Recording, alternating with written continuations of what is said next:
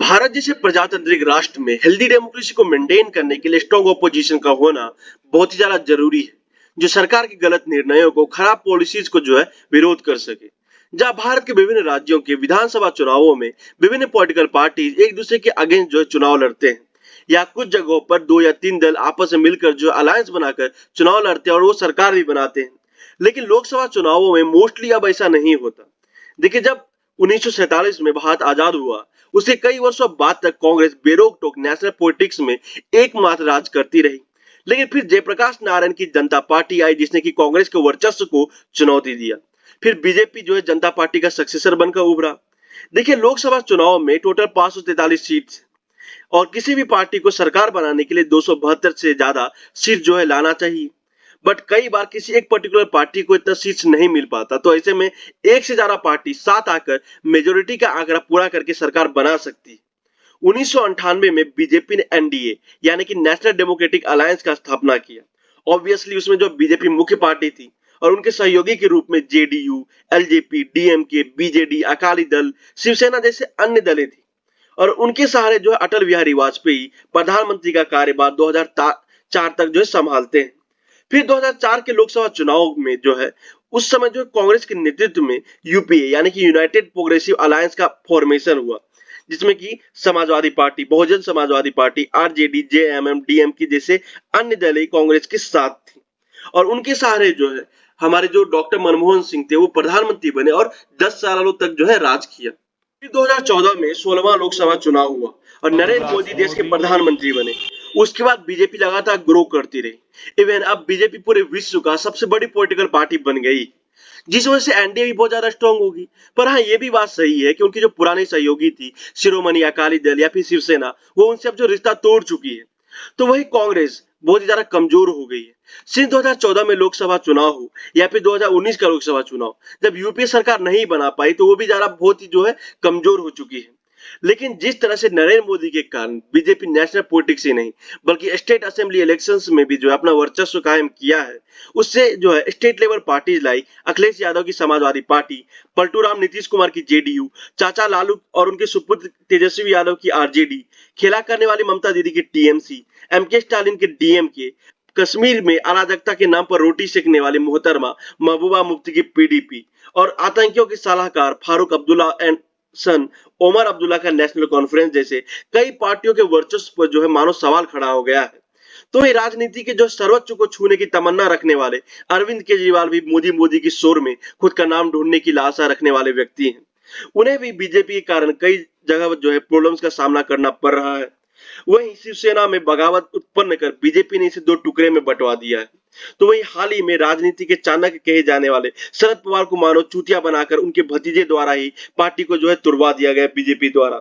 मतलब पूरा का पूरा अपोजिशन का खेमा बीजेपी और मोदी विरोधी है। लेकिन बिहार की बदहाली को नजरअंदाज कर प्रधानमंत्री बनने का ख्वाब सोचने वाले नीतीश कुमार ओपोजिशन पार्टी जिनका आपस में कभी नहीं बनता, उनको साथ जुटाने में लग गए। इवन उनका प्रधानमंत्री बनने का लालसा और ज्यादा प्रबल हो गया जब इसी वर्ष राहुल गांधी एमपी से डिस्क्वालीफाई हो गए। इवन वर्तमान हालत में राहुल गांधी 2 लोकसभा चुनाव आने वाले हैं, उसमें कॉन्टेस्ट भी नहीं कर पाएंगे। फिर जून में 23-24 तारीख को पटना में नीतीश कुमार के बुलावे पर ओपोजिशन पार्टीज के सभी लीडर्स एकत्रित हुए। बिहार तो राजनीति की भूमि है ही, मामला सब सही लग रहा था कि अब ओपोजिशन पार्टी सब एक साथ हो गई है। लेकिन केजरीवाल चाहते थे कि केंद्र सरकार दिल्ली अध्यादेश लाएगी, उसमें कांग्रेस आम आदमी पार्टी का साथ दे। लेकिन उसमें उनकी सहमति नहीं बनी, तो केजरीवाल पटना के ओपोजिशन मीट के बीच ही दिल्ली के लिए खिसक लेते हैं। एमके स्टालिन तो बिना खाना खाए चले जाते हैं। मतलब पटना में कुछ निष्कर्ष नहीं निकला।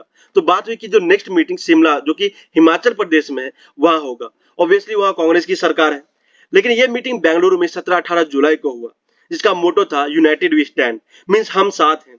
बेंगलुरु की सड़कों पर बड़े बड़े नेताओं के बड़े बड़े होर्डिंग्स लगाए गए और सभी नेताएं आए भी। जहां पटना में सिर्फ 16 पार्टियां एकत्रित हुई थी, वहीं बेंगलुरु में टोटल 26 पार्टियां साथ है। जहां केजरीवाल की खुशी मिली क्योंकि कांग्रेस अब दिल्ली अध्यादेश पर आम आदमी पार्टी को साथ देने के लिए तैयार हो गई है। लेकिन नीतीश कुमार के लिए बेंगलुरु मीट किसी निराशाजनक सपने से कम नहीं रहा। पहले तो उनका स्वागत बेंगलुरु की सड़कों पर इस पोस्टर्स के साथ हुआ, जहां उन्हें अनस्टेबल प्राइम मिनिस्टेरियल कंटेंडर कहा गया, क्योंकि सबको पता है ये मतलब दल बदलू व्यक्ति है। आज यहाँ है, कल एनडीए ज्वाइन कर ले, जिसमें कोई मतलब अचंभा होने वाली बात नहीं है। फिर इन्हें सुल्तानगंज पुल जो अब जो है कुछ दिनों पहले जो है बिहार में गिरा है, उसको तो मतलब इसमें दिखाया गया कि मतलब टाइमलाइन भी दिखाया है कि एक बार अप्रैल 2022 में गिरा और दूसरा जून 2023 में। मतलब नीतीश कुमार के लिए एकदम जो है वो एकदम अपमानजनक रहा। तो वहीं जो सोनिया गांधी भी इस मीटिंग में शामिल हुई। गांधी, सोनिया गांधी, मल्लिकार्जुन खड़गे, ये तीनों कांग्रेस के शीर्ष नेताओं ने बेंगलुरु की इस मीट में फ्रंट सीट पर अपना कब्जा जमाया। मानो ऐसा संदेश देने की कोशिश की गई कि ये मीटिंग का ऑर्गेनाइजर या फिर कई लीडरशिप कांग्रेस है, जो कि पटना के मीट में बैक सीट पर नजर आई थी। नीतीश कुमार तो अपने इस अपमान पर इस तरह भड़के कि वो मीटिंग के बाद सीधा मीडिया ब्रीफ के लिए भी नहीं रुके, बल्कि सीधा जो है बिहार के लिए निकल गए। ममता दीदी ने मीट के बाद कहा, उरी बाबा अब बड़का खेला हो भी, नरेंद्र मोदी को हम साथ मिलकर हराबे। वहीं जो उद्धव ठाकरे जो बदले की आग में उबल रहे हैं, उन्होंने भी नरेंद्र मोदी को घेरा। साथ ही लाल टोपी अखिलेश यादव ने भी नरेंद्र मोदी को सत्ता से बेदखल करने का वादा किया। मतलब ये जो पूरा ओपोजिशन का जमावड़ा लगा, उनका मकसद सिर्फ जीतना ही नहीं बल्कि नरेंद्र मोदी को हराना है। मतलब इतनी नफरत। देखिए ये बात सच है कि वर्तमान में बीजेपी अगर कहीं जो जीतती है तो मेन फैक्टर मोदी जी का इन्फ्लुएंस है। लेकिन हाँ, अगर ये सभी पार्टियां इकट्ठा होकर एक साथ लड़ती है तो शायद एनडीए और बीजेपी को मात देने में कामयाब हो जाए। लेकिन बात यह भी सच है कि इनके पास मोदी और बीजेपी को बुराई के अलावा कोई विकास का एजेंडा या फिर प्लान नहीं है। अगर इन्हें जीतना है तो प्रॉपरली डिस्कशन के बाद अपना मैनिफेस्टो तैयार करना पड़ेगा, जो कि बीजेपी से बेहतर होना चाहिए। खैर, यहाँ जो इस मीटिंग के बाद ओपोजिशन अलायंस का नाम तय हो गया है, जो कि इंडिया है, मतलब कि Indian national development inclusive alliance. इसके बाद जो है इसके बारे में भी बहुत ज्यादा जो है चर्चाएं शुरू हो गई, बहुत ज्यादा कंट्रोवर्सी हो गया, क्योंकि इंडिया नाम रखना ये मतलब किस हद तक जो है सही है। अब जब कहीं पर भी इंडिया अगर अच्छा करता है तो आप वहां पर जो है ऑपोजिशन का नाम लोगे, अगर कहीं बुरा करते तो उस समय तो आप जो अपना हाथ उठा दोगे। तो ये नाम रखना मुझे नहीं लगता कि कहीं से भी जो है सही है। तो इस वजह से जो है इस नाम पर जो है अभी भी चर्चा चल रहा है, अभी भी फाइनलाइज नहीं हुआ है, क्योंकि अभी भी बहुत ज्यादा चांसेस है कि बीजेपी या फिर कोई अन्य दल जो है इसे कांग्रेस को या फिर ये जो पूरा अलायंस है उसको कोर्ट में ले जाए। मतलब टक्कर इंडिया वर्सेस एनडीए का है, या यूं कहिए इंडिया वर्सेस मोदी का है। That is all versus one, that is Narendra Modi. लेकिन अब भी कंफर्म नहीं है ऑपोजिशन जो कि इंडिया नाम से अलायंस बनाकर 26 पार्टियों के साथ मिलकर बना है, वो लगता नहीं कि ज्यादा दिन टिक पाएगा, क्योंकि नीतीश बाबू जिन्होंने कि सबको साथ लाया वही नाराज है। सभी पार्टियों को विचारधारा अलग अलग है, और नीतीश बाबू जिन्होंने प्रधानमंत्री बनने के लिए एहसान में मिली बीजेपी द्वारा बिहार का जो मुख्यमंत्री पद था उसे जो है अलायंस तोड़ आरजेडी का साथ जो सरकार बना लिया। उनकी प्रधानमंत्री बनने की लालसा तो इसी वर्ष और ज्यादा बढ़ गई थी जब राहुल गांधी को डिस्क्वालीफाई कर दिया गया था। लेकिन अब जो है जब कांग्रेस ने नीतीश कुमार को ओपोजिशन मीट जो कि बेंगलुरु में हुआ वहां पर धक्का दे दिया है, क्योंकि अब इस बात के बहुत ज्यादा हाई चांसेस है कि सुप्रीम कोर्ट में जो है राहुल गांधी की सजा जो कम करने की बात हो।